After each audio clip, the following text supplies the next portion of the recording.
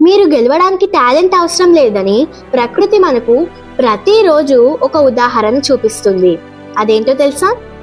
ఒక చిన్న నీటి చుక్క. అవును, నీటి చుక్కకు రాయి కంటే బలం లేదు, కానీ మళ్ళీ మళ్ళీ అదే చోట నిరంతరం పడుతుంటే మొదట్లో ఏ మార్పు కనిపించదు.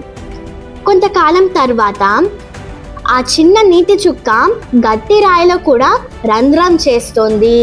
ఎందుకంటే అది బలంతో కాదు, నిరంతర ప్రయత్నంతో గెలిచింది. మన జీవితంలో కూడా అంతే.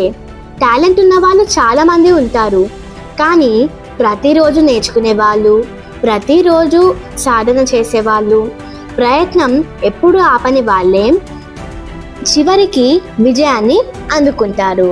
ఇప్పుడు నేను మీకు ఒక విషయం చెప్తాను. గుర్తుంచుకోండి, విజయం ప్రతిభను కాదు, పట్టుదలను గౌరవిస్తుంది. ఈరోజు మీరు వేసే చిన్న అడుగు రేపటి మీ గొప్ప విజయానికి పునాది అవుతుంది. ధన్యవాదాలు.